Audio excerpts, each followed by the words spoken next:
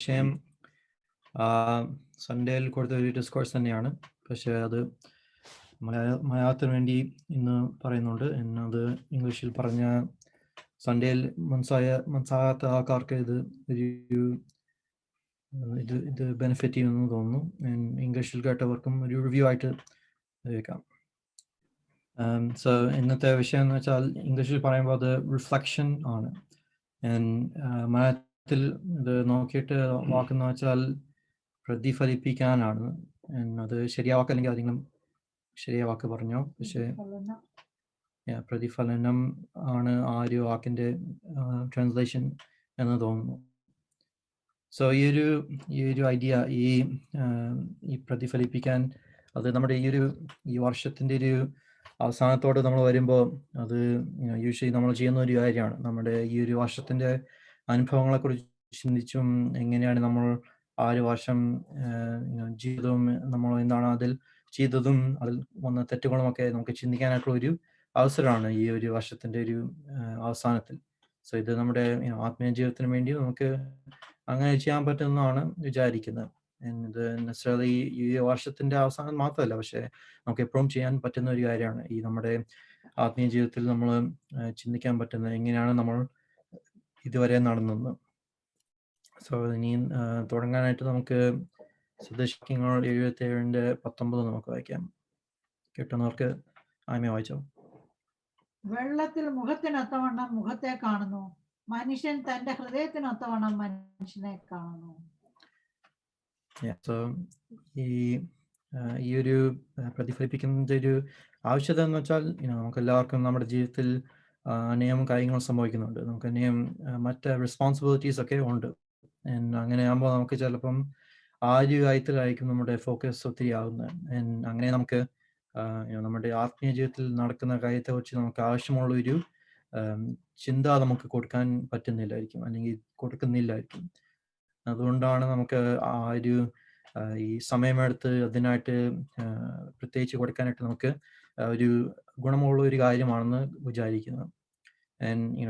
ഈ ഒരു പ്രതിഫലം നമ്മൾ പ്രതിഫലിപ്പിക്കുന്നത് നമ്മുടെ തെറ്റുകളെ കുറിച്ചായിരിക്കാം, നമ്മുടെ ചെയ്ത നല്ല കാര്യത്തിനെ കുറിച്ചായിരിക്കാം. ഓൾസോ നമ്മുടെ ജീവിതത്തെ ഇച്ചിരി ഒരു ജനറലി നമുക്ക് ചിന്തിക്കാനായിട്ടും പറ്റുന്ന ഒരു കാര്യമാണ്.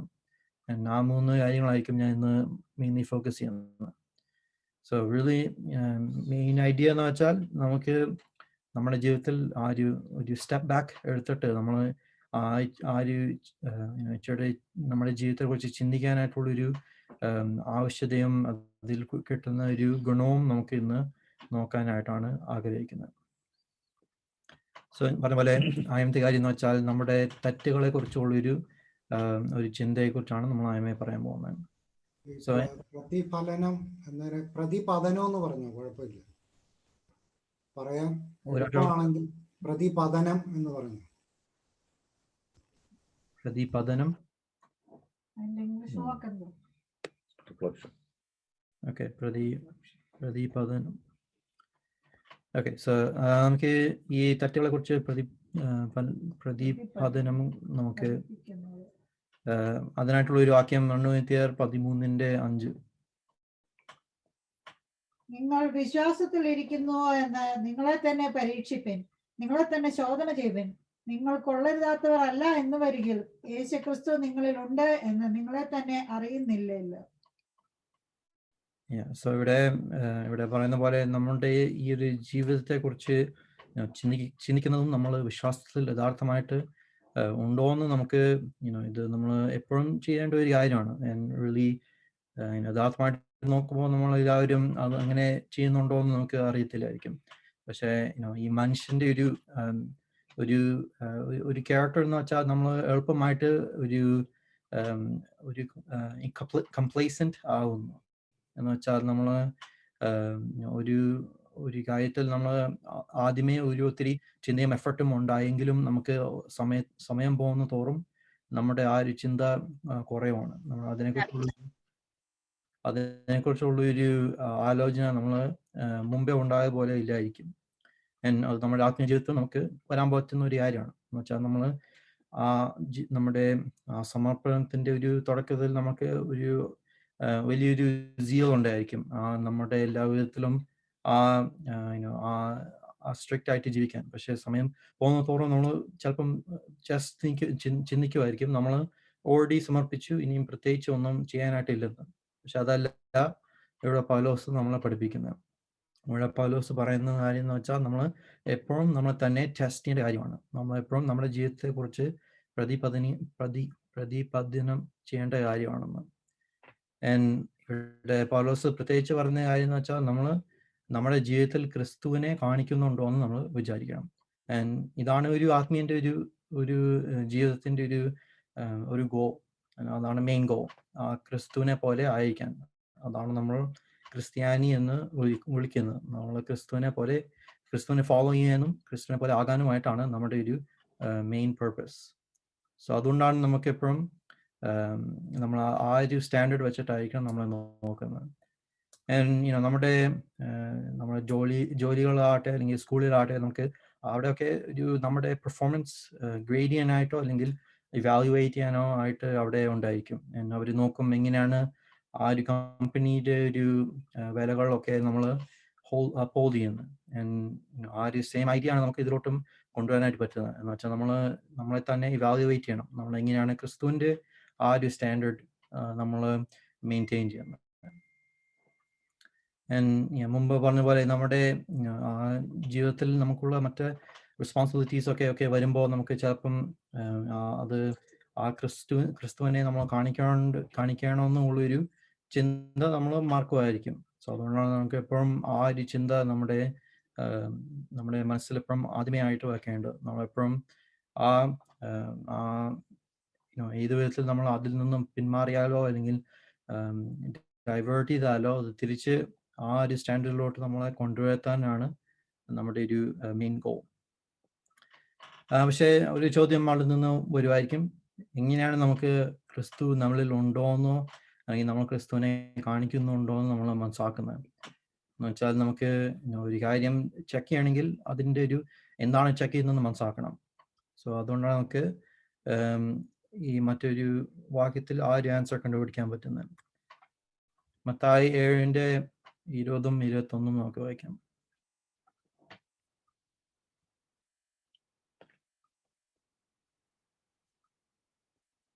ആകയാൽ അവരുടെ ഫലത്താൽ നിങ്ങൾ അവരെ തിരിച്ചറിയും. എന്നോട് കർത്താവേ കർത്താവേ എന്ന് പറയുന്നവൻ ഏവനുമല്ല, സ്വർഗസ്ഥനായ എന്റെ പിതാവിന്റെ ഇഷ്ടം ചെയ്യുന്നവൻ അത്രേ സ്വർഗരാജ്യത്തിൽ കടക്കുന്നത്. ഇവിടെ ക്രിസ്തു പറയുന്ന പോലെ നമ്മൾ ക്രിസ്തുവിലാകുന്ന കാരണം എന്ന് വെച്ചാൽ വെറും വാക്കുകളല്ല, പക്ഷേ നമ്മുടെ ആ ഒരു ഫലത്തിൽ കൂടിയായിരിക്കും നമുക്കത് പറയാനായിട്ട് പറ്റുന്നത്. നമ്മുടെ പ്രവൃത്തികൾ ആ ഒരു വിശ്വാസത്തിനെ സപ്പോർട്ട് ചെയ്യേണ്ട ഒരു കാര്യമാണ്. നമുക്ക് ആ ക്രിസ്തു ഈ ഭൂമിയിൽ ഉണ്ടായ ഒരു സമയത്തിൽ ക്രിസ്തു ഏറ്റവും ക്രിട്ടിസൈസ് ചെയ്ത ഒരു ഗ്രൂപ്പാണ്. ഒരു ഗ്രൂപ്പുണ്ട് ഇങ്ങനെ വെറും വാക്കുകൾ കൂടി അവിടെ ശുദ്ധിയും ആ ഒരു ഭക്തിയും കാണിച്ചവർ. അതാണ് നമുക്കറിയാം ഫെറിസീസിന്റെ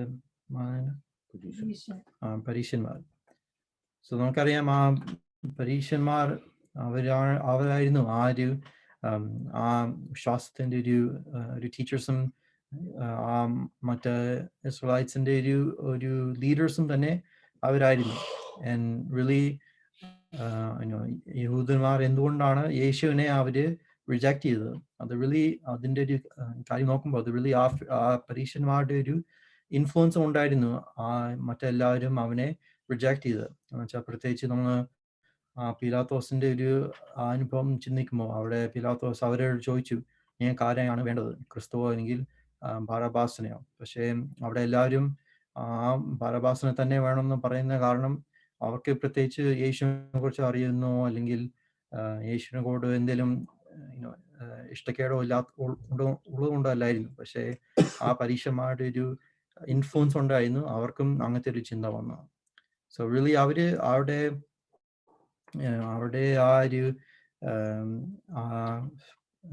പവറിന് വേണ്ടിയുള്ളൊരു അഹങ്കാരവും അല്ലെങ്കിൽ ആർത്തിയും ആ പവറിന് വേണ്ടിയുള്ള ഒരു ആർത്തിയും അതിൽ കൂടി കിട്ടുന്ന ഒരു ഇൻഫ്ലുവൻസിനെ കുറിച്ചായിരുന്നു അവരുടെ ഒരു ഫോക്കസ് അവര് ആ ക്രിസ്തു ആരാണ്, യഥാർത്ഥമായിട്ട് ആരാണെന്ന് കാണാനായിട്ട് അവർക്ക് പറ്റിയില്ല. എന്ന് വെച്ചാൽ അവരായിരുന്നു ആ ആ വിശ്വാസത്തിന്റെ ആ യഹൂദന്മാരുടെ വിശ്വാസത്തിന്റെ ഒരു ലീഡേഴ്സ്.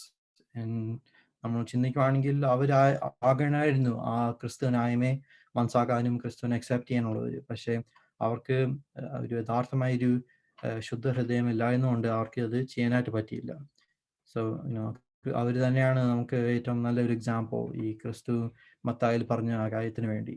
അത് വെറുതെ വാക്കിൽ കൂടി അല്ല നമ്മൾ യഥാർത്ഥമായ ഒരു വിശ്വാസം കാണുന്നത്, പക്ഷേ ആ പ്രവൃത്തിയിൽ ആ ഫലത്തിൽ കൂടിയായിരിക്കും നമ്മൾ അത് കാണുന്നത്. സോ നമ്മൾ മറ്റേ വിധത്തിൽ ചിന്തിക്കുമ്പോൾ ആരാണ് യഥാർത്ഥമായിട്ട് ക്രിസ്തുവിന്റെ പിങ്കാളികളായത്, ആരാണ് അവൻ്റെ ഒരു ക്രിസ്തുവിൽ ചേർന്നത്? നോക്കുമ്പോൾ അത് ആ ചെറിയവരായിരുന്നു അവൻ്റെ കൂടെ പോയത്. എന്ന് വെച്ചാൽ ആ മീൻ പിടിക്കുന്നവരായിരുന്നു, ആ ടാക്സ് കളക്ടേഴ്സ് ഒക്കെ ആയിരുന്നു, സൊസൈറ്റിയിൽ ഒത്തിരി സ്റ്റാൻഡിങ് ഇല്ലാത്ത വിമൻ ആയിരുന്നു അവൻ്റെ കൂടെ പോയത്. സോ അങ്ങനത്തെ ഒരു വ്യക്തികളാണ് നമ്മൾ ആ ക്രിസ്തുവിൻ്റെ ഫോളോവേഴ്സ് ആയിട്ട് നമ്മൾ കാണുന്നത്. അവരായിരുന്നു അവരുടെ ജീവിതവും പ്രവൃത്തികളും ഒക്കെ ദൈവത്തിന് ഇഷ്ടമുള്ള ഒരു വിധത്തിൽ ആക്കാനായിട്ട് പറ്റിയത്. സോ അവര് പുറമേ നിന്ന് നോക്കിയാൽ അവർ വലിയ വലിയ വ്യക്തികളൊന്നുമല്ലായിരുന്നു, പക്ഷെ അവരുടെ ഹൃദയത്തിൽ ഒരു യഥാർത്ഥമായൊരു ആഗ്രഹം ഉണ്ടായിരുന്നു, യഥാർത്ഥമായൊരു വിശ്വാസം ഉണ്ടായിരുന്നു. അത് അവര് പ്രവൃത്തിയിൽ കൂടി അവർ കാണിച്ചു.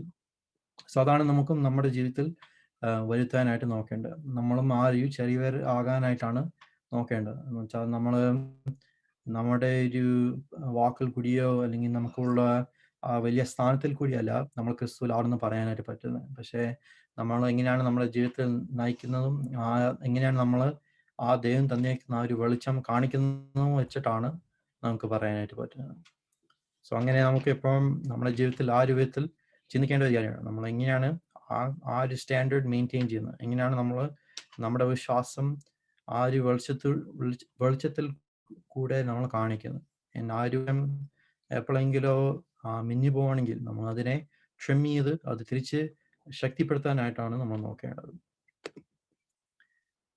ഇനി നമുക്ക് യാക്കോബ് 1:22 മുതൽ 24 വായിക്കാം. എങ്കിലും വചനം കേൾക്ക മാത്രം ചെയ്തുകൊണ്ട് തങ്ങളെ തന്നെ ചതിക്കാതെ അതിനെ ചെയ്യുന്നവരായും ഇരിപ്പിൻ.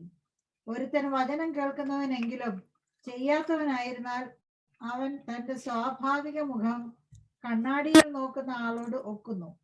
അവൻ തന്നെത്താൻ കണ്ട് പുറപ്പെട്ട് താൻ ഇന്ന രൂപമായിരുന്നു എന്ന് ഉടനെ മറന്നു പോകുന്നു. സോ ഈ വാക്യങ്ങൾ കൂടി നമുക്ക് ഈ യാക്കോബിൽ നിന്ന് ചെറിയ ചിന്ത നമുക്ക് ലഭിക്കുന്നുണ്ട്. എങ്ങനെയാണ് നമുക്ക് നമ്മുടെ ജീവിതത്തെക്കുറിച്ച് ഈ റിഫ്ലക്ട് ചെയ്യാനായിട്ട് പറ്റുന്നത്. ഈ പൗലോസ് 2 കൊരിന്ത്യർ ഒരു സ്റ്റാർട്ടായിട്ട് നമുക്ക് പറഞ്ഞു, പക്ഷേ ഇച്ചിരി ഒരു ഡീപ്പറായിട്ട് നമുക്ക് ഈ വാക്യം കൂടി നമുക്ക് മനസ്സിലാക്കാനായിട്ട് പറ്റുന്നുണ്ട്. ഇവിടെ യാക്കോബ് നമ്മളോട് പറയുന്ന എങ്ങനെയാണ് നമുക്ക് യഥാർത്ഥമായിട്ട് ഈ നമ്മുടെ ജീവിതത്തെക്കുറിച്ച് ഇവാലുവേറ്റ് ചെയ്യാൻ പറ്റുന്നതാണ് ഇവിടെ യാക്കോബ് നമ്മളോട് പറയുന്നത്. ഇവിടെ ആ ഒരു ദൈവത്തിന്റെ വചനത്തെക്കുറിച്ചാണ് ഇവിടെ യാക്കോബ് കാണിക്കുന്നത്. ആ ഒരു ദൈവത്തിന്റെ വചനം ഒരു മിറർ പോലെ ആയിട്ടാണെന്നാണ് ഇവിടെ നമ്മളോട് പറയുന്നത്. എന്ന് വെച്ചാൽ അതിൽ നമ്മൾ ഒരു മിററിൽ നോക്കുമ്പോൾ നമ്മുടെ ഒരു റിഫ്ലക്ഷൻ ആണ് കാണുന്നത്. സോ ആ ഒരു ദൈവത്തിന്റെ വചനം അതുപോലെ പ്രവർത്തിക്കാൻ പറ്റുമെന്നാണ് ഇവിടെ യാക്കോബിൽ നമ്മൾ വായിക്കുന്നത്. നമുക്ക് എബ്രായർ 4:12 അതിനെക്കുറിച്ച് വായിക്കാം.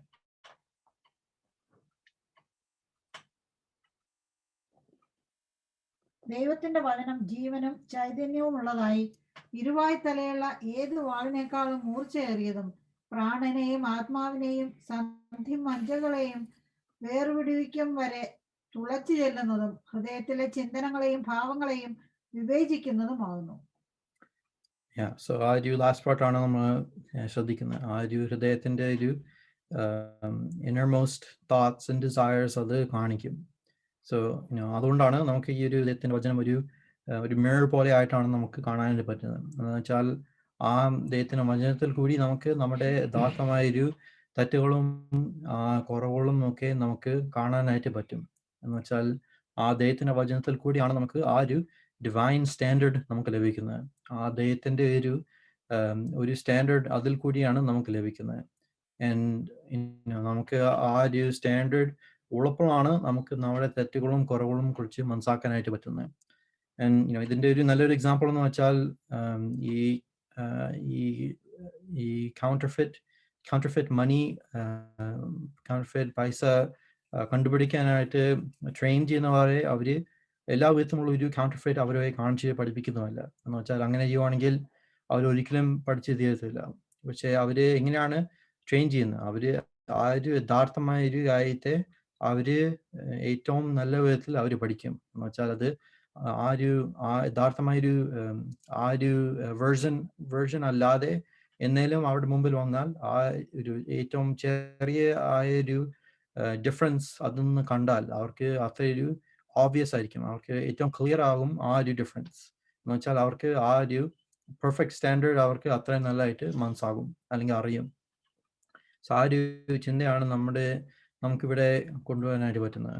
നമ്മുടെ വചനം അത്രയും നല്ലതായിട്ട് നമുക്ക് പഠിക്കണം. അത്രയും ആ ഒരു ഡിവൈൻ സ്റ്റാൻഡേർഡ് നമ്മുടെ മനസ്സിൽ ഉണ്ടായിരിക്കണം. എന്ന് വെച്ചാൽ അങ്ങനെ ഉണ്ടെങ്കിൽ നമ്മുടെ ജീവിതത്തെക്കുറിച്ച് നമ്മൾ ചിന്തിക്കുമ്പോൾ നമ്മുടെ ജീവിതത്തിൽ എന്തെങ്കിലും നമ്മൾ ആ ഒരു പെർഫെക്റ്റ് സ്റ്റാൻഡേർഡ് നിന്ന് മാറിയാൽ അല്ലെങ്കിൽ ഇച്ചിരിയെങ്കിലും തെറ്റായിട്ട് കണ്ടാൽ നമുക്ക് അത് എളുപ്പമായിട്ട് തന്നെ പറയാനായിട്ട് പറ്റും.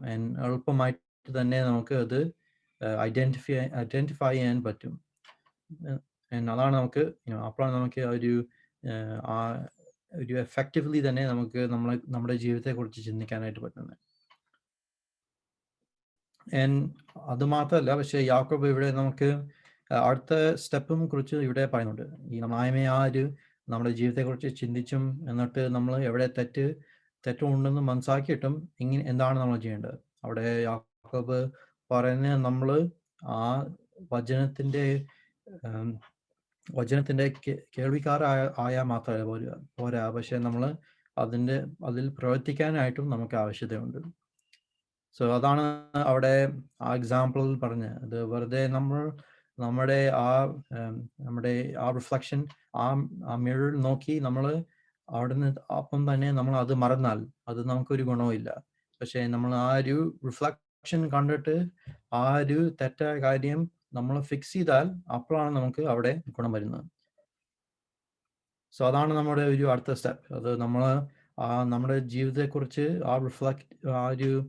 റിഫ്ലക്റ്റ് ചെയ്യാൻ സമയം എടുത്തിട്ടും എവിടെയാണ് തെറ്റെന്ന് മനസ്സിലാക്കിയിട്ടും ആ ഡിവൈൻ സ്റ്റാൻഡേർഡ് വെച്ചിട്ട് കമ്പയർ ചെയ്തിട്ട് നമ്മൾ എവിടെയാണ് തെറ്റെന്ന് മനസ്സിലാക്കിയിട്ട് എന്താണ് നമ്മൾ ചെയ്യേണ്ടത്? അത് നമ്മൾ ഉടനെ തന്നെ അത് ഫിക്സ് ചെയ്യാനായിട്ടാണ് നമ്മൾ നോക്കേണ്ടത്. സോ ഇനിയും നമുക്ക് ആ ഒരു അടുത്ത സ്റ്റെപ്പുകളെ കുറിച്ച് ഇച്ചിരി ഒരു ക്ലിയർ ആയിട്ട് നമുക്ക് ഡിഫൈൻ ചെയ്യാൻ നോക്കാം. എന്ന് വെച്ചാൽ എന്തായിരിക്കും നമ്മുടെ ആദ്യത്തെ സ്റ്റെപ്പ്?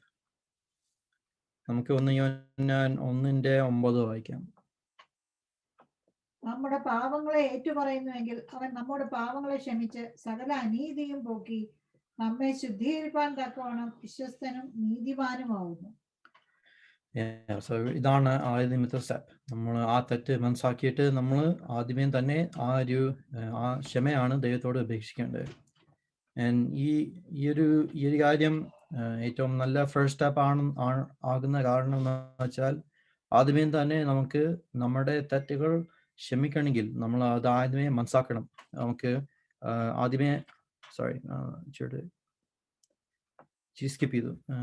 ആദ്യമത്തെ കാരണം എന്ന് വെച്ചാൽ നമുക്ക് ആദ്യമേ തന്നെ നമ്മുടെ ആ ഒരു തെറ്റുകൾ അത് ആ ഒരു റോബ് റൈച്ചസ്നെസ്സിൽ നിന്ന് നമ്മൾ മാറ്റിക്കളയണം. എന്ന് വെച്ചാൽ നമുക്കറിയാം ക്രിസ്തുവിൽ കൂടി നമുക്കുള്ളൊരു ആ റോബ് റൈച്ചസ്നെസ് അത് പ്യൂർ വൈറ്റ് ആണ്, അതിൽ ഒരു സ്റ്റെയിനും ഇല്ല. പക്ഷേ നമ്മുടെ ആ തെറ്റിൽ കൂടി എപ്പോഴെങ്കിലും ആ സ്റ്റെയിൻ വരാൽ നമുക്ക് ഉടനെ തന്നെ അത് മാറ്റിക്കളയാനായിട്ടാണ് നോക്കേണ്ടത്. ദൈവം തൻ്റെ ആ സ്നേഹത്തിലും കരുണയിലും ദൈവത്തിൻ്റെ അറിവിലും ദൈവത്തിന് അറിയാം നമുക്ക് അനേകം തെറ്റോളം കുറവും ഈ ഒരു മനുഷ്യ ജീവിതത്തിൽ ഉണ്ടായിരിക്കും. എന്ന് വെച്ചാൽ അങ്ങനത്തെ ഒരു അവസ്ഥയിലാണ് നമ്മൾ ഇപ്പം ജീവിക്കുന്നത്. അതുകൊണ്ടാണ് ദൈവം തൻ്റെ കരുണയിൽ കൂടി നമുക്ക് ഈ ഒരു അവസരം തന്നിരിക്കുന്നത്. ആ ഒരു തെറ്റുകളെയൊക്കെ മായ്ച്ചു കളയാനായിട്ട്. ഈ തെറ്റുകളിലൊക്കെ നമ്മൾ ഒരിക്കലും ഇദ്ദേഹത്തോടെ ഈ ക്ഷമ ഇതൊരിക്കലും നമ്മൾ ആ തെറ്റുകൾ എക്സ്ക്യൂസ് ഉണ്ടാക്കാനോ അല്ലെങ്കിൽ വേറെ വിധത്തിൽ നമ്മൾ അതിനെ ജസ്റ്റിഫൈ ചെയ്യാനോ അല്ല നോക്കേണ്ടത്. പക്ഷേ ആ ഒരു തെറ്റുകൾ നമ്മൾ നോട്ട് ചെയ്യാനായിട്ടാണ് നോക്കേണ്ടത്. എന്ന് വെച്ചാൽ നമ്മൾ അക്സെപ്റ്റ് ചെയ്യണം ആ മിസ്റ്റേക്ക് നമുക്ക് വന്നെന്ന്. അത് ഒരു പൂർണ്ണ ഹൃദയത്തിൽ കൂടിയായിരിക്കണം നമ്മൾ അദ്ദേഹത്തോട് ആ ഒരു ക്ഷമ അപേക്ഷിക്കുന്നത്. രണ്ടാമത്തെ കാരണം എന്ന് വെച്ചാൽ ഈ തെറ്റുകൾ നമ്മൾ ചെയ്തെന്ന് മനസ്സാക്കുമ്പോൾ നമ്മൾ ആ ഒരു ദൈവത്തോട് നമ്മൾ ആ ഒരു അറിവിൽ കൂടി നമ്മൾ സിൻസിയർ ആയിട്ട് വരുമ്പോഴാണ് ദൈവം നമ്മളിൽ അല്ലെങ്കിൽ ദൈവം നമുക്ക് ആ ഒരു തിരിച്ച് എഴുന്നേൽക്കാനായിട്ട് സഹായിക്കാനായിട്ട് പറ്റുന്നത്. എന്ന് വെച്ചാൽ നമുക്ക് ആദ്യമേ തന്നെ നമുക്ക് പറയണം നമുക്ക് തെറ്റുണ്ടെന്ന്. എന്ന് വെച്ചാൽ അത് ചെയ്യാൻ പറ്റത്തില്ലെങ്കിൽ ഒരിക്കലും ദൈവത്തിന് നമുക്ക് സഹായിക്കാൻ പറ്റുന്നില്ല. എന്ന് വെച്ചാൽ ഒരിക്കലും ദൈവം ദൈവത്തിന് സഹായം ആഗ്രഹിക്കാത്ത വ്യക്തിയെ ദൈവം ഒരിക്കലും ഫോഴ്സ് ചെയ്യത്തില്ല ആ സഹായം ലഭിക്കാനായിട്ട്. നമുക്ക് തന്നെ ആദ്യമേ ആ ഒരു കുറവുണ്ടെന്ന് മനസ്സിലാക്കുമ്പോഴാണ് നമുക്ക് ദൈവത്തിന്റെ സഹായം നമുക്ക് ലഭിക്കാനായിട്ട് പറ്റുന്നത്. എന്ന് വെച്ചാൽ അപ്പോഴായിരിക്കും നമുക്ക് ആ ഒരു ഏറ്റവും നമുക്ക് അതിൽ കൂടി ഗ്രോ ചെയ്യാൻ പറ്റുന്നത്. ഇനി നമുക്ക് യാക്കോബ് 1:5 നമുക്ക് വായിക്കാം. നിങ്ങളിൽ ഒരുത്തന് ജ്ഞാനം കുറവാകുന്നു എങ്കിൽ ഫലസിക്കാതെ എല്ലാവർക്കും ഔദാര്യമായി കൊടുക്കുന്നവനായ ദൈവത്തോട് യാചിക്കട്ടെ, അപ്പോൾ അവന് ലഭിക്കും. നമുക്ക് ഈ തെറ്റിൽ നിന്ന് തിരിച്ച് എഴുന്നേൽക്കണമെങ്കിൽ നമുക്ക് ചിലപ്പം അറിയത്തില്ലായിരിക്കും എങ്ങനെയാണ് അത് ചെയ്യാൻ പറ്റുന്നത്. നമുക്ക് അറിയത്തില്ലായിരിക്കും, ആ ഒരു അറിവില്ലായിരിക്കും നമുക്ക് എങ്ങനെയാണ് നമ്മളെ തന്നെ തിരുത്താനോ അല്ലെങ്കിൽ ആ ഒരു ശരിയായ പാദത്തിൽ തിരിച്ചു വരാനായിട്ടോ. അങ്ങനത്തെ അവസ്ഥയിലാണെങ്കിൽ ഇതിലും നമുക്കൊരു സഹായമുണ്ട്. ഇതിലും നമുക്ക് ദൈവത്തോട് അപേക്ഷിക്കാൻ പറ്റും നമുക്ക് ആവശ്യമുള്ള ഒരു അറിവ് തരാനായിട്ട്. ദൈവം ഒരിക്കലും നമ്മളെ നമ്മുടെ സ്വയമായിട്ടല്ല വിടുന്നത്. പക്ഷെ ഇത് എല്ലാ സ്റ്റെപ്പിലും ദൈവം നമ്മുടെ കൂടെ ഉണ്ടായിരിക്കും. അത് വെറുതെ നമ്മൾ അപേക്ഷിച്ചാൽ മാത്രം മതി. അവിടെ ദൈവം നമുക്ക് വേണ്ടി ഉണ്ടായിരിക്കും. ഞാൻ മുമ്പേ പറഞ്ഞ പോലെ ദൈവം ഒരിക്കലും അവൻ്റെ ഒരു സഹായം വേണ്ടാത്തവർക്ക് അവിടെ കൊടുക്കുന്നില്ല. പക്ഷേ വേണ്ടവർക്ക് അവൻ എത്ര അധികമായിരിക്കും ദൈവം സഹായിക്കാനായിട്ട് അവിടെ ഉണ്ടാകുന്നത്. നമ്മൾ ചിലപ്പോൾ വിചാരിക്കും എന്തുകൊണ്ടാണ് നമുക്ക് ഇങ്ങനെയൊക്കെ പ്രാർത്ഥിക്കേണ്ട ആവശ്യം എന്ന് വെച്ചാൽ അദ്ദേഹത്തിന് നമ്മുടെ എല്ലാ കുറവുകളും എല്ലാ ആവശ്യങ്ങളെ കുറിച്ചും നമ്മൾ ചോദിക്കുന്ന മുമ്പേ തന്നെ അറിയാമെങ്കിൽ എന്തുകൊണ്ടാണ് നമ്മൾ അപേക്ഷിക്കേണ്ട ആവശ്യത. നമുക്കറിയാം അതിൻ്റെ ആവശ്യത എന്ന് വെച്ചാൽ നമുക്ക് അതിനെക്കുറിച്ചൊക്കെ ഒരു അറിവിൽ കൂടി നമ്മൾ അപേക്ഷിക്കുമ്പോഴാണ് നമുക്ക് അതിൻ്റെ ഒരു ഫലവും ലഭിക്കുന്നത്. എന്ന് വെച്ചാൽ ദൈവം നമ്മുടെ എല്ലാ ആവശ്യതകളും നമ്മൾ അറിയാതെ തന്നെ തന്നാൽ നമുക്കത് അപ്രീഷിയേറ്റ് ചെയ്യാനായിട്ട് നമുക്ക് പറ്റത്തില്ല. നമുക്കത് ആദ്യമേ തന്നെ നമ്മൾ ആ ഒരു ആവശ്യത മനസ്സാക്കിയിട്ട് ദൈവത്തോട് അപേക്ഷിക്കുമ്പോൾ അപ്പോഴാണ് നമുക്ക് യഥാർത്ഥമായിട്ട് മനസ്സാക്കാൻ പറ്റുന്നത് ആ കുറവിനെ കുറിച്ചും അതിൽ കൂടി വളരാനും പറ്റുന്നു. മറ്റൊരു കാര്യമുണ്ട്, നമ്മൾ ദൈവത്തിൻ്റെ ഒരു സഹായം അപേക്ഷിക്കുമ്പോൾ നമ്മൾ ആ ഒരു സഹായം അപേക്ഷിക്കുമ്പോൾ നമുക്ക് തീർച്ചയായിട്ടും ആ ദൈവത്തിൻ്റെ ഒരു സഹായം ഏത് വിധത്തിലായാലും അത് അക്സെപ്റ്റ് ചെയ്യാനായിട്ടുള്ള ഒരു മനസ്സും നമുക്ക് ഉണ്ടായിരിക്കണം. ഇതിൻ്റെ നല്ലൊരു എക്സാമ്പിളാണ് ഇസ്രായേൽസ് ആ ഈജിപ്തിൽ ഉണ്ടായ സമയത്തിൽ അവര് സ്ലേവ്സ് ആയ സമയത്തിൽ നമുക്കറിയാം അവിടെ വായിക്കുമ്പോൾ എക്സോഡസിൽ വായിക്കുമ്പോൾ അവര് അനേക വിധത്തിൽ ദൈവത്തോട് വിളിച്ചപേക്ഷിക്കുമായിരുന്നു അവരെ സഹായിക്കാനായിട്ട്. എന്ന് വെച്ചാൽ അവര് അത്ര വിധത്തിലാണ് അവര് കഷ്ടം സഹിച്ചത്. അതുകൊണ്ടാണ് ദൈവം അവരെ സഹായിച്ചത്, അവര് അത്രയും ഒരു കഷ്ടം അനുഭവിച്ചുകൊണ്ട്. പക്ഷേ ആ സെയിം ഇസ്രായേൽസ് ആയിരുന്നു ആ മരുഭൂമിയിൽ കൂടി പോയപ്പോൾ എല്ലാ വിധത്തിലും ദൈവത്തോട് മർമർ ചെയ്ത് എല്ലാ വിധത്തിലും അവര് കംപ്ലൈൻ ചെയ്യാനായിട്ട് നോക്കിയത്. ഈവൻ അവര് പറഞ്ഞായിരുന്നു ഈ എത്ര ഒരു നല്ലതായിരുന്നു നമ്മൾ മുമ്പേ ഈജിപ്തിൽ ഉണ്ടായിരുന്നപ്പോൾ.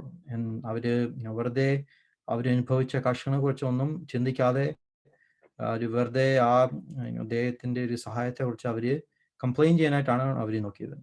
സോ അങ്ങനത്തെ അവസ്ഥയിൽ നമ്മൾ വരുന്നുണ്ടോ എന്ന് അല്ലെങ്കിൽ വരുമോ എന്ന് നമ്മൾ ചിന്തിക്കണം. ദൈവം നമ്മളിൽ നമ്മുടെ ഒരു ആവശ്യത്തിൽ സഹായം തന്നിട്ട് നമ്മൾ അവിടെ ദൈവത്തോട് കംപ്ലയിൻറ്റ് ചെയ്തോ, എങ്ങനെയാണ് ദൈവം നമ്മളെ നയിച്ചതെന്ന്. നമ്മൾ അങ്ങനെ കംപ്ലയിൻറ്റ് ചെയ്യുവാണെങ്കിൽ നമുക്ക് ഒരിക്കലും ആ ഒരു വളർച്ച അല്ലെങ്കിൽ അങ്ങനെ തിരിച്ച് എഴുന്നേൽക്കാനോ നമുക്ക് പറ്റുന്നില്ല. പക്ഷേ നമ്മൾ ആ പൂർണ്ണ ഹൃദയത്തിൽ കൂടി നമ്മൾ അക്സെപ്റ്റ് ചെയ്യണം. ആ ദൈവത്തിൻ്റെ ഇഷ്ടം ഏത് വിധത്തിലാകട്ടെ അതിൽ കൂടി നമ്മളും അതിൽ പോകാനായിട്ടുള്ളൊരു മനസ്സുണ്ടായിരിക്കണം. നമുക്കറിയാം ആ ഒരു അനുഭവത്തിൽ ആ ഒരു എൻഡ് റിസൾട്ട് എന്തായിരിക്കും. ആ ഒരു എൻഡ് റിസൾട്ട് നമുക്ക് നമ്മുടെ ഗുണത്തിനായിരിക്കും. സോ ആ ഒരു ചിന്ത അല്ലെങ്കിൽ ആ ഒരു മനസ്സ് നമുക്കുണ്ടെങ്കിൽ അപ്പോഴാണ് ദൈവം നമ്മളെ സഹായിക്കാനുമായിട്ട് പറ്റുന്നത്. നമുക്ക് സദൃശവാക്യങ്ങൾ 24:16 വായിക്കാം. നീതിമാൻ 7 പ്രാവശ്യം വീണാലോ എഴുന്നേൽക്കും, ദുഷ്ടന്മാരോ അനർത്ഥത്തിൽ നശിച്ചു പോകും. സോ ദൈവം ഒരിക്കലും പൂർണ്ണമായ ഒരു വ്യക്തികളെ അല്ല നോക്കുന്നത്. എന്ന് വെച്ചാൽ ക്രിസ്തു അല്ലാതെ ആർക്കും പൂർണ്ണത ഈ യുഗത്തിലില്ല. പക്ഷെ ദൈവം നോക്കുന്ന നോക്കുന്ന വ്യക്തികൾ, അവർക്ക് ആ ഒരു പഠിക്കാനും ആ ഒരു തട്ടിൽ നിന്ന് തിരിച്ച് ശക്തരായിട്ട് എഴുന്നേൽക്കാനുമായിട്ടുള്ളൊരു മനസ്സുള്ളവരെയാണ് ദൈവം ഇപ്പോൾ നോക്കുന്നത്. ഈ സ്ലൈഡിൽ വെച്ച ആ പിക്ചറിന്റെ ആ ബോട്ടം പാർട്ടിൽ പറയുന്ന പോലെ അതൊരു ഇംഗ്ലീഷിൽ വായിക്കുമ്പോൾ it isn't failure unless you stay down. So നമ്മുടെ തെറ്റ് ഒരു യഥാർത്ഥമായിട്ട് തെറ്റാകുന്നത് അപ്പോഴാണ്. അത് നമ്മൾ ആ വീഴ്ച വന്നാൽ നമ്മൾ വെറുതെ അവിടെ കിടന്നിരുന്നാലാണ് നമുക്ക് അതൊരു വീഴ്ച ആകുന്നത്. പക്ഷെ നമ്മൾ അതിൽ നിന്ന് എഴുന്നേൽക്കാനായിട്ടുള്ളൊരു ആ ഒരു ശ്രമം നമുക്കുണ്ടെങ്കിൽ, അങ്ങനത്തെ ഒരു മനസ്സാണ് നമുക്കുണ്ടെങ്കിൽ, അത് ഒരിക്കലും ദൈവത്തിൻ്റെ കൺമുമ്പിൽ ഒരു വീഴ്ച ആയിട്ട് കണക്കെടുക്കത്തില്ല. പക്ഷേ നമ്മൾ എത്ര പ്രാവശ്യം നമ്മൾ തെറ്റ് ചെയ്താലോ നമുക്ക് തിരിച്ച് ശക്തരായിട്ട് എഴുന്നേൽക്കാനായിട്ടുള്ള ഒരു മനസ്സും നമുക്ക് ഉണ്ടായിരിക്കണം. സോ ഇനിയും അടുത്ത പാട്ടെന്ന് വെച്ചാൽ നമ്മൾ ഗുണമായിട്ട് അല്ലെങ്കിൽ നല്ലതായിട്ട് ചെയ്ത കാര്യത്തിനെ കുറിച്ച് നമ്മൾ റിഫ്ലക്റ്റ് ചെയ്യുന്നത്. സോ ആദ്യമേ നമ്മൾ ഇത് ആദ്യമേ കാണുമ്പോൾ നമുക്ക് ചിലപ്പം വിചാരിക്കും ഇതൊരു തെറ്റായ കാര്യമാണെന്ന്. എന്ന് വെച്ചാൽ നമ്മൾ ചെയ്ത നല്ല കാര്യത്തിനെ കുറിച്ചൊക്കെ നമ്മൾ ചിന്തിച്ചുകൊണ്ടിരുന്നാൽ അത് പ്രൈഡിൻ്റെ ഒരു കാര്യം ആകുമെന്ന് നമ്മൾ ചിന്തിക്കും. പക്ഷേ ഇവിടുത്തെ ഉള്ള ചിന്ത എന്ന് വെച്ചാൽ നമുക്കുള്ളൊരു നമ്മുടെ ആ ശക്തിയെക്കുറിച്ചോ അല്ലെങ്കിൽ നമ്മുടെ ഒരു പ്രാപ്തിയെക്കുറിച്ച് നമ്മൾ ഇവിടെ ബോസ്റ്റ് ചെയ്യാനായിട്ടുള്ളൊരു കാര്യമല്ല. അല്ലെങ്കിൽ നമ്മളെ കുറിച്ച് ഒത്തിരി വലിയതായിട്ട് ചിന്തിക്കാനായിട്ടോ അല്ല. പക്ഷേ നമുക്ക് ആക്ച്വലി ചെയ്യേണ്ട കാര്യം എന്ന് വെച്ചാൽ ദൈവം നമ്മൾ പ്രവർത്തിച്ച കാര്യങ്ങളൊക്കെ നമ്മൾ ചിന്തിക്കാനായിട്ടുള്ള ഒരു അവസരമായിട്ടാണ് നമ്മളിത് നോക്കേണ്ടത്. എന്ന് വെച്ചാൽ നമ്മൾ ഇതുവരെ പറഞ്ഞിരിക്കുന്ന ആ വീഴ്ചകളും തെറ്റുകളിൽ നിന്നും ദൈവം നമ്മളെ എത്ര വിധത്തിലാണ് നയിച്ചതെന്ന് നമ്മൾ നോക്കാനായിട്ടുള്ള ഒരു അവസരമാണ്. അതിൽ നമുക്ക് അപ്രീഷിയേറ്റ് ചെയ്യാനും നമുക്കുള്ളൊരു അവസരമാണ്. നമുക്കറിയാം മനുഷ്യർക്ക് ഒരു ഇമ്പോർട്ടൻ്റ് ആയ ഒരു കാര്യമാണ് ഈ ഗോൾസ് ഒക്കെ സെറ്റ് ചെയ്യാൻ. ആ ഗോൾസ് ഒക്കെ സെറ്റ് ചെയ്തിട്ട് ആ ഒരു ഗോൾസ് അച്ചീവ് ചെയ്യുമ്പോൾ നമുക്ക് കിട്ടുന്ന ഒരു സാറ്റിസ്ഫാക്ഷൻ ഉണ്ടായിരിക്കും. ആ ഒരു സാറ്റിസ്ഫാക്ഷൻ അല്ലെങ്കിൽ ഒരു സന്തോഷം നമ്മളെ എൻകറേജ് ചെയ്യും ആ ഒരു ultimate ആയ ഒരു ഗോൾ അച്ചീവ് ചെയ്യാനായിട്ട്. സോ അതുപോലെ തന്നെ നമ്മുടെ ആത്മീയ ജീവിതത്തിൽ ഇത് കാണാനായിട്ട് പറ്റും. എന്ന് വെച്ചാൽ നമ്മുടെ ജീവിതത്തിൽ നമ്മൾ ചെറിയ ഗോൾസ് ആയിരിക്കും അച്ചീവ് ചെയ്യുന്നത്. ആ ഒരു പ്രോഗ്രസ് നമ്മൾ കാണുമ്പോൾ നമുക്ക് അതിൽ കിട്ടുന്ന ഒരു സന്തോഷം നമ്മളെ ഇനിയും പോകാനായിട്ടുള്ള ഒരു ശക്തി നമുക്ക് തരുമെന്നാണ് നമ്മൾ കാണുന്നത്. സോ ഇനി നമുക്ക് ഫിലിപ്പിയർ 1:6 വായിക്കാം. ഞാൻ നിങ്ങളെ ഓർക്കുമ്പോഴൊക്കെയും എന്റെ ദൈവത്തിന് സ്തോത്രം ചെയ്യുന്നു. അടുത്ത വാക്യം.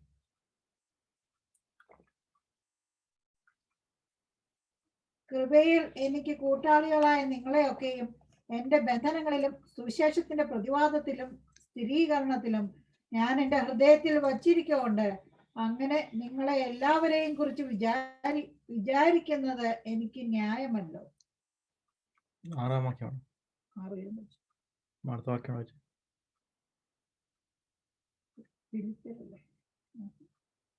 ക്രിസ്തുയേശുവിന്റെ ആർദ്രതയോടെ ഞാൻ നിങ്ങളെ എല്ലാവരെയും കാണുവാൻ എത്ര വാഞ്ചിക്കുന്നു എന്നതിന് ദൈവം സാക്ഷി.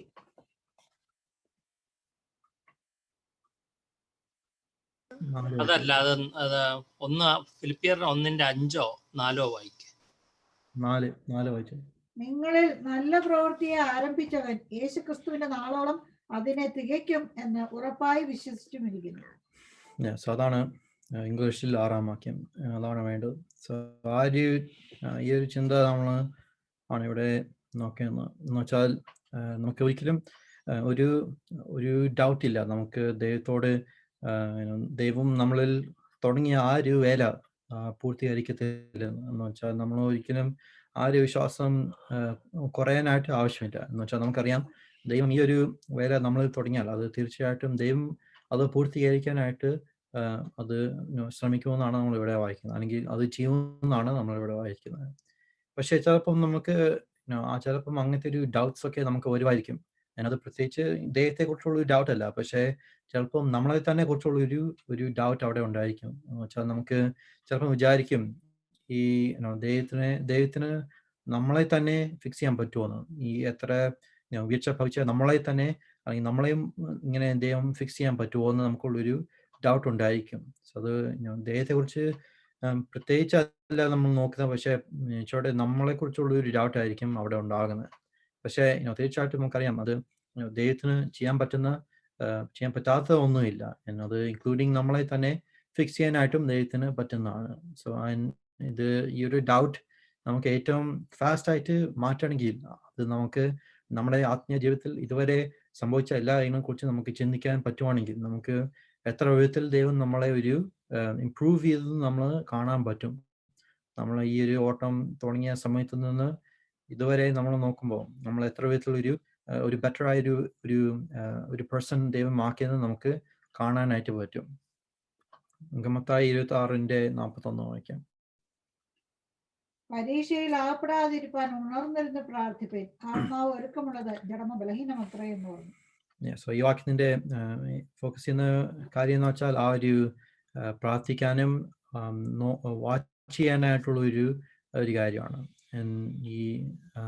ഇതിന്റെ ഇമ്പോർട്ടൻസ് എന്ന് വെച്ചാൽ ഇത് മുമ്പേ പറഞ്ഞ പോലെ നമ്മൾ തെറ്റുകളും വീഴ്ചകളും നമുക്കുള്ളപ്പോൾ നമ്മൾ ദൈവത്തോട് പ്രാർത്ഥിക്കുകയാണ് ഇതൊക്കെ മാറ്റി നമ്മളെ ശക്തിപ്പെടുത്തുവാൻ. പക്ഷേ നമ്മൾ അവിടെ വെറുതെ പ്രാർത്ഥിച്ചുകൊണ്ടിരുന്നാൽ നമുക്ക് അവിടെ ഗുണമില്ല. നമ്മൾ പ്രാർത്ഥിച്ചിട്ട് നമ്മൾ അവിടെ ഉണർന്ന് നോക്കണം, അല്ലെങ്കിൽ വാച്ച് ചെയ്യണം എങ്ങനെയാണ് ദൈവം നമ്മളെ അതിലൊക്കെ നടപ്പിക്കുന്നത്. നമ്മൾ ആ ഒരു കെയർഫുള്ളി ആയിട്ട് നമ്മൾ വാച്ച് ചെയ്തില്ലെങ്കിൽ ദൈവം നമുക്ക് നമ്മളുടെ ജീവിതത്തിൽ ചെയ്ത ആ ഒരു അനേകം ബ്ലെസ്സിങ്സ് നമ്മൾ അവിടെ മിസ് ചെയ്യും. ഇതിന്റെ ഏറ്റവും മെയിൻ കാര്യം എന്ന് വെച്ചാൽ ദൈവം നമ്മുടെ ജീവിതത്തിൽ പ്രവർത്തിക്കുമ്പോൾ ഒരു നിമിഷത്തിൽ ചെയ്യുന്ന ഒരു കാര്യമല്ല. എന്ന് വെച്ചാൽ ദൈവം നമ്മൾ ഈ ക്ഷമയ്ക്ക് വേണ്ടി പ്രാർത്ഥിച്ചാലോ, അല്ലെങ്കിൽ ആ സ്നേഹത്തിന് വേണ്ടി പ്രാർത്ഥിച്ചാലോ, അല്ലെങ്കിൽ ഏത് വിധത്തിൽ നമ്മൾ ഒരു ഡെവലപ്മെന്റിന് വേണ്ടി നമ്മൾ പ്രാർത്ഥിച്ചാൽ ഒരു നിമിഷത്തിൽ ദൈവം നമ്മളെ അതൊക്കെ ആക്കത്തില്ല. പക്ഷേ നമ്മുടെ ജീവിതത്തിൽ ഒരു സ്ലോലി ആണ് ദൈവം അങ്ങനത്തെ ഒക്കെ ഡെവലപ്മെന്റ് നമ്മളിൽ നടക്കുന്നത്. സോ നമ്മൾ സ്ലോലി ആയിരിക്കും നമ്മൾ കൂടുതൽ ക്ഷമ പഠിക്കുന്നത്, അല്ലെങ്കിൽ കൂടുതൽ നമ്മൾ സ്നേഹിക്കാനായിട്ട് പഠിക്കുന്നത്. സോ ഒരു നിമിഷത്തിൽ അങ്ങനെ ചെയ്യാതെ ഒരു സമയമെടുക്കും അങ്ങനത്തെ ഒരു മാറ്റങ്ങൾ നമ്മുടെ ജീവിതത്തിൽ വരുത്താൻ.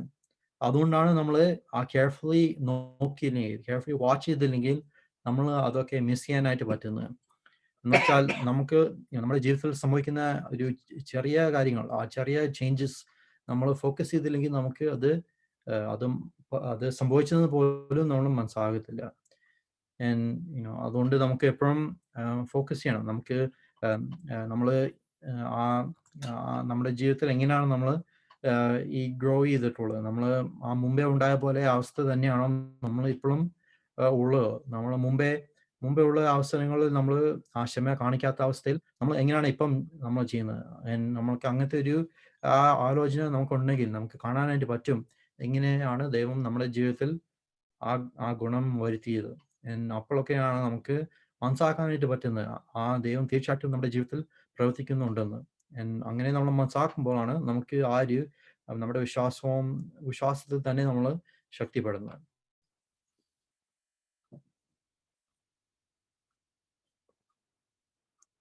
സോ അങ്ങനെ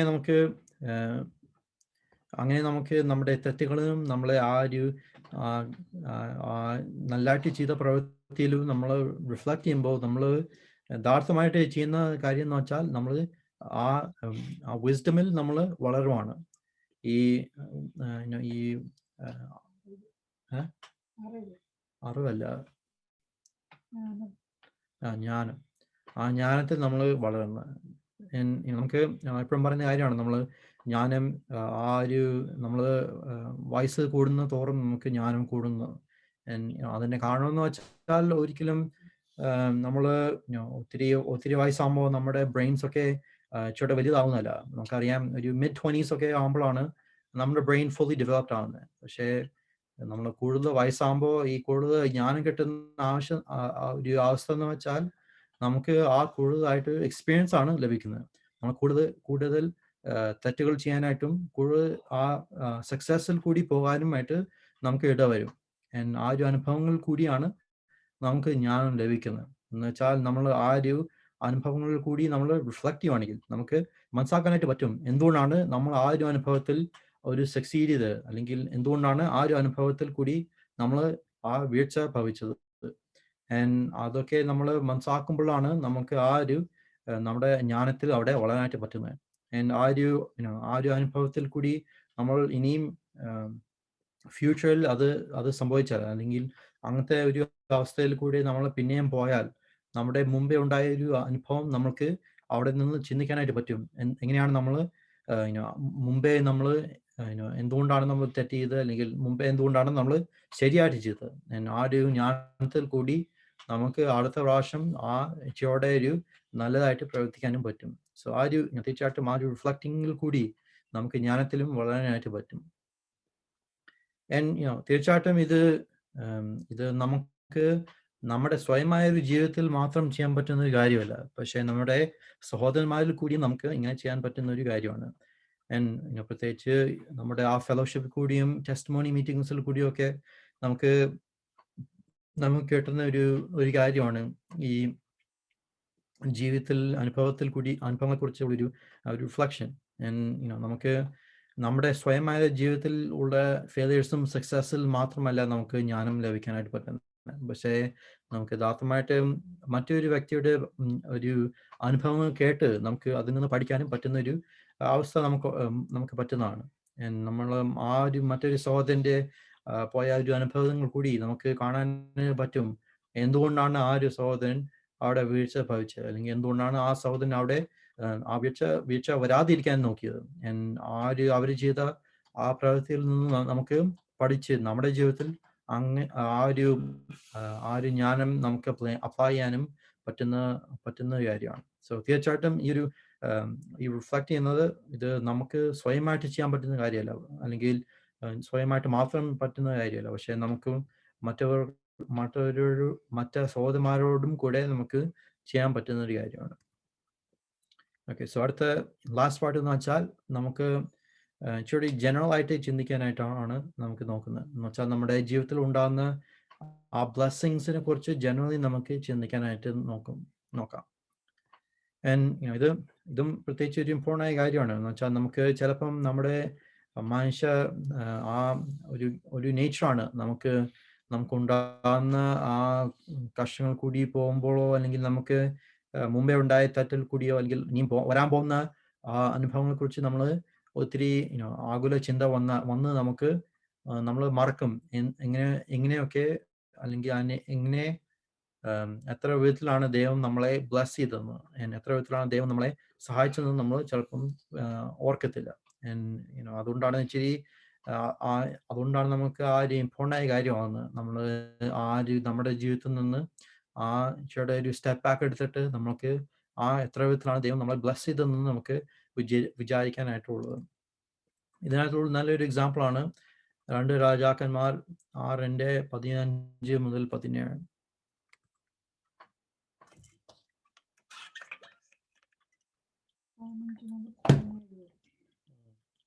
ദൈവപുരുഷന്റെ ബാല്യക്കാരൻ രാവിലെ എഴുന്നേറ്റ് പുറത്തിറങ്ങിയപ്പോൾ ഒരു സൈന്യം കുതിരകളും രഥങ്ങളുമായി പട്ടണം വളഞ്ഞിരിക്കുന്നത് കണ്ടു. ബാല്യക്കാരൻ അവനോട്, അയ്യോ യജമാനെ, നാം എന്തു ചെയ്യും എന്ന് പറഞ്ഞു. അതിന് അവൻ, പേടിക്കേണ്ട, നമ്മോട് കൂടെയുള്ളവർ അവരോട് കൂടെയുള്ളവരെക്കാൾ അധികം എന്ന് പറഞ്ഞു. പിന്നെ എലീശ പ്രാർത്ഥിച്ചു, യഹോവേ, ഇവൻ കാണത്തക്കവണ്ണം ഇവന്റെ കണ്ണ് തുറക്കണമേ എന്ന് പറഞ്ഞു. യഹോവ ബാല്യക്കാരന്റെ കണ്ണ് തുറന്നു. എലീശയുടെ ചുറ്റും അഗ്നിമയമായ കുതിരകളും രഥങ്ങളും കൊണ്ട് മല നിറഞ്ഞിരിക്കുന്നത് അവൻ കണ്ടു. സോ ഇത് നല്ലൊരു ഈ അനുഭവം വായിക്കാനുള്ള നല്ലൊരു അനുഭവമാണെന്ന് വെച്ചാൽ, ഞാൻ പറയുന്ന കാര്യത്തിന് ഒരു വെരി ലിറ്ററൽ ആയ ഒരു എക്സാമ്പിൾ ആണ് ഇവിടെ നമ്മൾ വായിക്കുന്നത്. ഇവിടെ നോക്കുമ്പോൾ നമുക്ക് രണ്ട് ഡിഫറെൻറ്റ് റിയാക്ഷൻസ് ഇവിടെ നമുക്ക് കാണുന്നുണ്ട് ഈ ഒരു കഷ്ടമുള്ള ഒരു അനുഭവത്തിൽ കൂടി പോകുമ്പോൾ. ഇവിടെ പ്രോഫറ്റ് എലൈഷ ഇവിടെ ആ ഒരു കഷ്ടമുള്ള ഒരു അനുഭവത്തിൽ കൂടി പോയപ്പോൾ അവൻ വെറുതെ വെരി ശാന്തമായ ഒരു അവസ്ഥയിലാണ് എലൈഷ ഇരുന്നത്.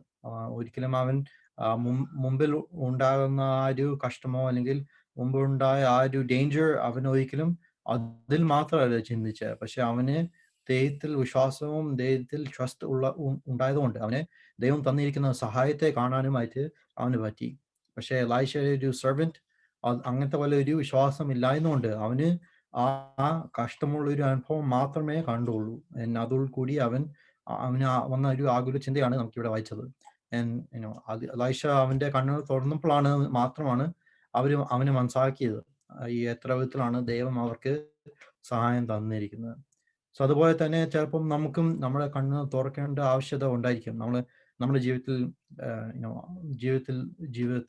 എന്ന് വെച്ചാൽ നമുക്ക് ചിലപ്പം ഈ കഷ്ടങ്ങളെ കുറിച്ചുള്ളൊരു മാത്രമേ ഉള്ളൂ കാണാനായി പറ്റുന്നത്. അതിന്റെ കാരണം എന്ന് വെച്ചാൽ നമുക്ക് ആ ദൈവം തന്നിരിക്കുന്ന ആ ഒരു ബ്ലെസ്സിങ്സിനെ കുറിച്ച് നമുക്ക് ചിന്തിക്കാനായിട്ട് അവസരം അവിടെ കൊടുത്തില്ല. അതുകൊണ്ടാണ് നമുക്ക് അത് തീർച്ചയായിട്ടും ആ ഒരു റിഫ്ലക്ഷൻ നമുക്ക് ചെയ്യേണ്ട ഒരു ആവശ്യകത. നമുക്ക് മത്തായി 13:11-16 മുതൽ 17 വായിക്കാം.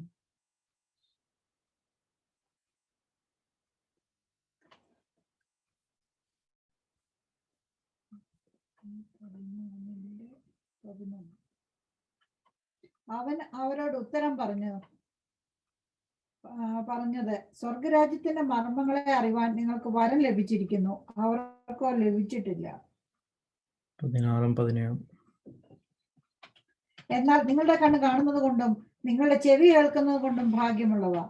ഏറിയ പ്രവാചകന്മാരും നീതിമാന്മാരും നിങ്ങൾ കാണുന്നത് കാണുവാൻ ആഗ്രഹിച്ചിട്ട് കണ്ടില്ല, നിങ്ങൾ കേൾക്കുന്നത് കേൾപ്പാൻ ആഗ്രഹിച്ചിട്ടും കേട്ടില്ല എന്ന് ഞാൻ സത്യമായിട്ട് നിങ്ങളോട് പറയുന്നു. സോ ഇത് തന്നെയാണ് നമുക്ക് നമ്മുടെ ജീവിതത്തിൽ തന്നിരിക്കുന്ന ഏറ്റവും വലിയ ഒരു ബ്ലെസ്സിങ്. ഈ ദൈവത്തിന്റെ വചനങ്ങളെ നമുക്ക് മനസ്സിലാക്കാനും അത് ഗ്രഹിക്കാനുമായിട്ടുള്ള ഒരു അവസരം. നമുക്കിവിടെ വായിക്കുന്ന പോലെ നമുക്ക് ഈ മനുഷ്യരാശിയിലുള്ള ഒരു വെരി സ്മോൾ പെർസെൻറ്റേജ് മാത്രമേ ഉള്ളൂ നമുക്ക് ഈ ദൈവത്തിന്റെ വചനങ്ങൾ മനസ്സിലാക്കാനായിട്ട് പറ്റിയത്. ഇവിടെ യേശു പറയുന്ന പോലെ ആ മുമ്പേ ഉണ്ടായത് അനേകം വിശ്വാസത്തിൽ ജയൻസ് ആയ ആൾക്കാരും ഉണ്ടായിരുന്നു. എന്ന് വെച്ചാൽ ഏൻഷ്യന്റ് വേദീസ് ഒക്കെ നമ്മൾ നോക്കുമ്പോൾ അവർക്കും പോലും കിട്ടാത്തൊരു അവസരമാണ് നമുക്ക് ഈ സമയത്തുള്ളത്. ഈ ദൈവത്തിന്റെ ആ വചനത്തെ കുറിച്ചുള്ള ഒരു യഥാർത്ഥമായിട്ട് ജ്ഞാനവും ആ പ്ലാനെ കുറിച്ചുള്ള ഒരു അറിവും കിട്ടാനായിട്ട്. സോ അത് തന്നെ എത്ര വലിയൊരു ബ്ലെസ്സിങ് ആയിട്ടാണ് നമ്മൾ ഓർക്കേണ്ടത്. നമ്മൾ ഈ ലോകത്തിൽ ഇപ്പം നോക്കുമ്പോൾ എത്ര വലിയൊരു കൺഫ്യൂഷനാണ് നമ്മൾ ലോകത്തിൽ കാണുന്നത്. ഈ ലോകത്തിലുള്ള ആൾക്കാർ എത്ര വിധത്തിലുള്ള ഒരു മാർഗമൊക്കെയാണ് നോക്കുന്നത്. അവരുടെ ചോദ്യങ്ങളും അവരുടെ ഒരു സമാധാനം ലഭിക്കാനായിട്ട് നോക്കുന്നത്. അവർക്കൊന്നും ഈ യഥാർത്ഥമായ ഒരു ചോദ്യങ്ങളുടെ ഒരു ആൻസർ ലഭിക്കാനായിട്ട് പറ്റുന്നതല്ല. ഓൾസോ നമ്മൾ അനേകം ആൾക്കാർ ഈ ബൈബിളിനെ കുറിച്ചും അതിനൊക്കെ കുറിച്ചുള്ളൊരു എക്സ്റ്റെൻസീവ് ആയൊരു പഠിപ്പും ട്രെയിനിങ്ങും ഒക്കെ പോകുന്നവരും നമ്മൾ കാണുന്നുണ്ട്. പക്ഷേ അവരുടെ ഒരു അറിവെന്ന് വെച്ചാൽ നമ്മളിലുള്ള ഏറ്റവും ചെറിയവർക്ക് ഉള്ളൊരു അറിവിനെ പോലും ഇല്ല അവർക്ക്. സോ അതെല്ലാം ദൈവം നമുക്ക് തന്നിരിക്കുന്ന ഒരു ദാനമായതുകൊണ്ടാണ് നമുക്ക് അങ്ങനെ പറയാനായിട്ട് പറ്റുന്നത്. ഈ ഒരു അറിവ് നമുക്ക് തീർച്ചയായിട്ടും വെറുതെ എടുക്കാനായിട്ട് പറ്റുന്ന ഒരു കാര്യമാണ്. എന്ന് വെച്ചാൽ നമുക്ക് അത് നമ്മുടെ ജീവിതത്തിന്റെ ഒരു നോർമലായൊരു കാര്യം തീർന്ന ഒരു കാര്യമാണ്. എന്ന് വെച്ചാൽ നമുക്ക് ചിലപ്പം ഓർക്കത്തില്ല ഇതത്ര ഒരു സ്പെഷ്യലായ ഒരു ഓപ്പർച്യൂണിറ്റിയാണ് നമുക്ക് കിട്ടിയത്. പ്രത്യേകിച്ച് നമ്മൾ വിശ്വാസത്തിൽ വളരുമ്പോൾ നമുക്ക് ഇത് എപ്പോഴും നമ്മുടെ ജീവിതത്തിൽ എപ്പോഴും ഉണ്ടായ ഒരു കാര്യമാണ്. നമുക്ക് എപ്പോഴും ഈ വിശ്വാസം നമ്മുടെ ജീവിതത്തിൽ ഒരു പാർട്ടായിട്ട് ഉണ്ടായതാണ്. സോ നമുക്ക് ആ ഒരു പ്രത്യേകിച്ച് നമ്മൾ ഇതിനെക്കുറിച്ച് മനസ്സിലാക്കിയില്ലെങ്കിൽ, അല്ലെങ്കിൽ പ്രത്യേകിച്ച് നമ്മൾ അതിനെക്കുറിച്ച് അപ്രീഷിയേറ്റ് ചെയ്തില്ലെങ്കിൽ, നമുക്ക് തീർച്ചയായിട്ടും ആ ഒരു ദൈവം തന്നിരിക്കുന്ന ആ ഒരു ബ്ലെസ്സിങ് നമുക്ക് വെറുതെ എടുക്കാൻ പറ്റുന്ന ഒരു കാര്യമാണ്. അതൊരിക്കലും നമുക്ക് പറ്റുന്ന ഒരു കാര്യം തന്നെയല്ല.